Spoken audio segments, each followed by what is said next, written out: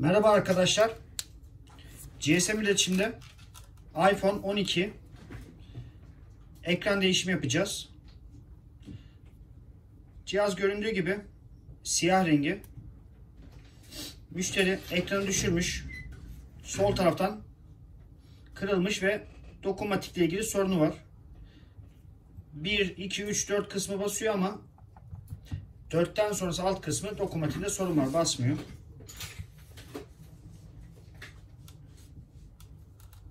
Öncelikle müşterimize geçmiş olsun.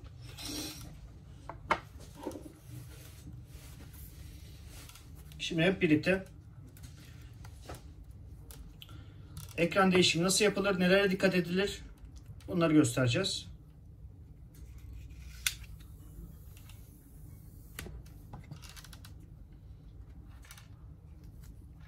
Yeni takacağımız ekran bu. %100 orijinal ekrandır. iPhone 12 orijinal ekran.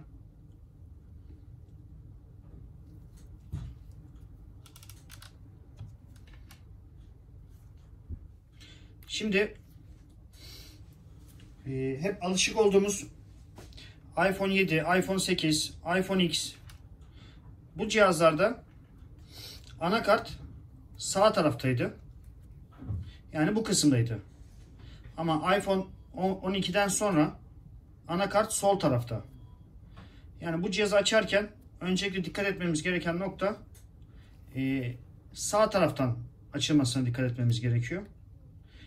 Şimdi nasıl açıldığını hep birlikte göreceğiz.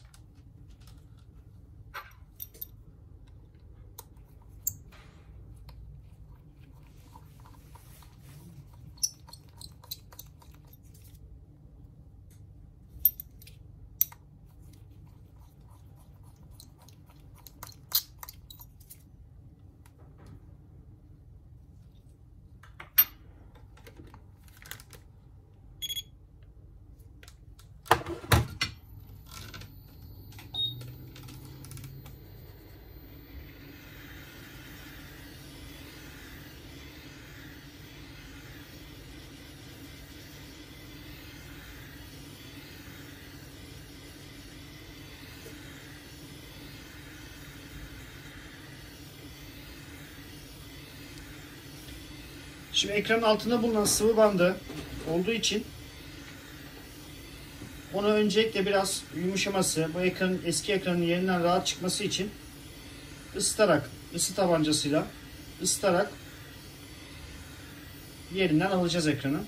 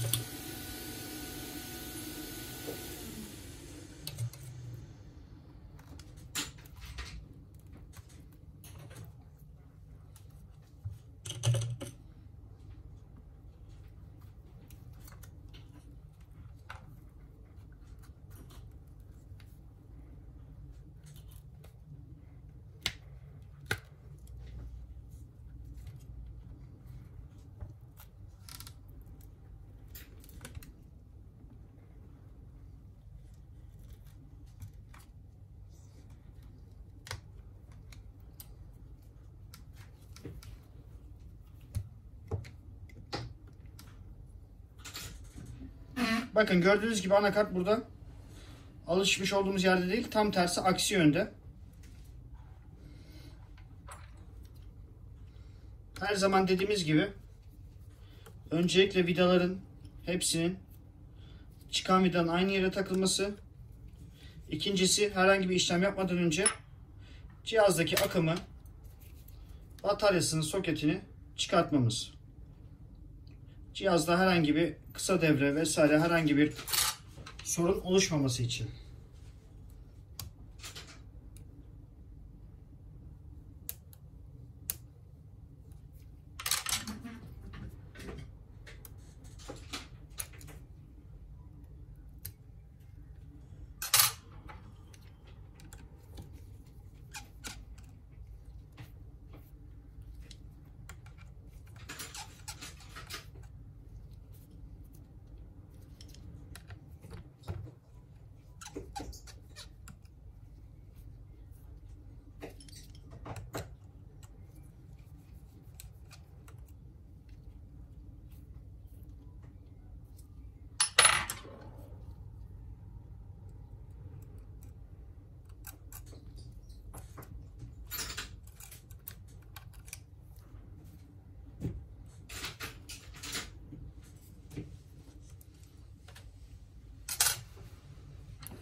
iç kulaklık Face ID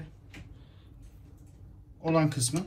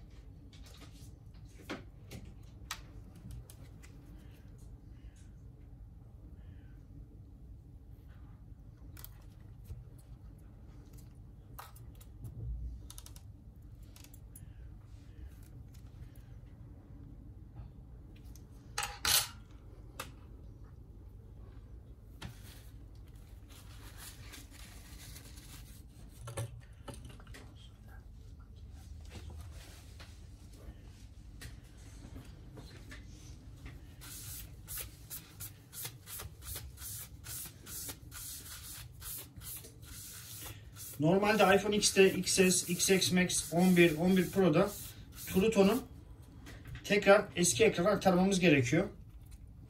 Yalnız şu an iPhone 12 bunun için herhangi bir True Tone kopyalama, True Tone aktarma gibi bir henüz bir aktarım cihazı olmadığı için bu videoda bunu yapmıyoruz ama eski ekranı gene saklıyoruz. Müşteriye teslim ediyoruz. Yarın öbür gün bu da çıktığı zaman, ulaştığı zaman bu aktarımları da yapabileceğiz.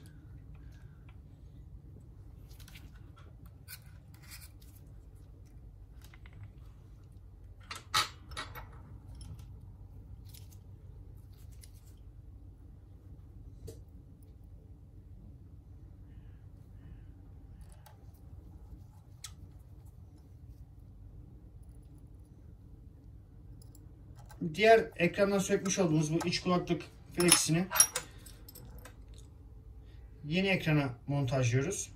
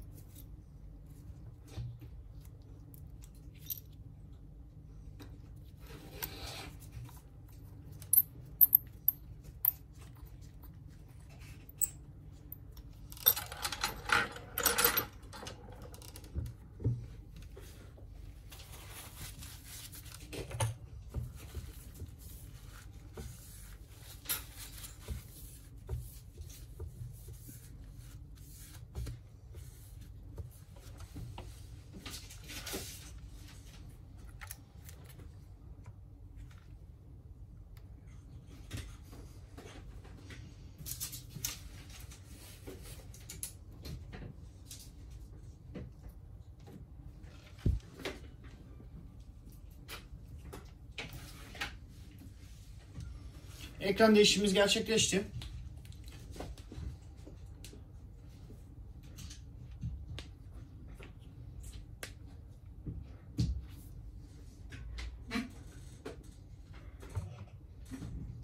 Bakın artık dokunmatikte alt sırada her yer güzel şekilde basıyor.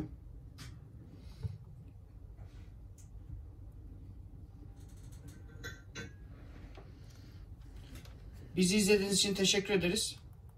Hepinize iyi günler, sağlıklı günler dileriz.